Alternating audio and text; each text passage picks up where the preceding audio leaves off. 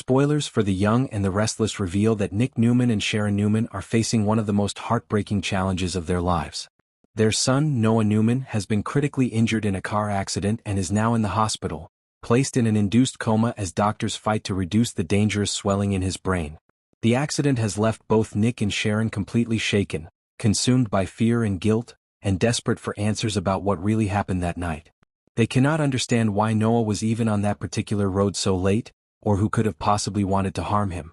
The uncertainty of the situation is tearing them apart emotionally, and yet at the same time, it's slowly drawing them closer together. Nick, ever the protector, is trying his best to be strong for Sharon, but the cracks are starting to show. He is just as terrified and broken as she is, but he hides it, trying to give her something stable to hold on to in this nightmare. Sharon, meanwhile, is fighting her own inner storm. The pain of seeing her son hooked up to machines, the memories of every mistake she's made as a mother, and the constant fear that Noah might not make it through this. Both of them are carrying unbearable emotional weight, and in that shared grief, the old bond between them starts to resurface. This is not the first tragedy that has brought Nick and Sharon together. Over the years, they have faced loss after loss, from Cassie's tragic death to Faith's medical struggles, and every time, no matter how much distance or resentment stood between them, they found themselves turning to each other for comfort. It's as if pain always reminds them of the depth of their connection, one that never really disappeared even when life pushed them apart. Now, with Noah's life hanging in the balance, that connection is stronger than ever. As they sit by Noah's bedside, praying for a miracle, they realize how meaningless all their past arguments and separations feel in comparison to the possibility of losing their son. It's a quiet, raw kind of intimacy, not romantic at first but deeply emotional. Sharon leans on Nick, and Nick holds her close because it's the only thing that makes the world feel even slightly bearable. In those moments, it doesn't matter that they've hurt each other in the past or that they've built separate lives. What matters is that they are still a family and they need each other now more than ever. Eventually, the doctors tell them to go home and rest, but resting is the last thing on their minds.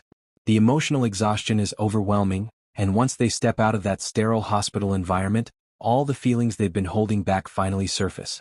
Nick, trying to comfort Sharon, may reach for her hand, and that small gesture of reassurance could easily turn into something deeper. Sharon, in her fragile state, might finally allow herself to break down completely, and in that moment, Nick could be the only person capable of holding her together. It's in these emotionally charged hours that their walls begin to crumble. They don't intend to cross any lines, but grief, fear, and love all blur into one another. As they talk about Noah, about the years they've shared, and about how they've always found their way back to each other, the past starts to feel closer than ever. Their old connection, one that's been buried under pain, pride, and years of separation, begins to flicker back to life. Spoilers suggest that Nick and Sharon may share an emotional embrace, one that could easily lead to a kiss, or even more. They might not be thinking about rekindling their relationship consciously. It's not about romance or second chances in that moment. It's about survival, about finding warmth in the middle of unbearable coldness. And that's what makes it so powerful.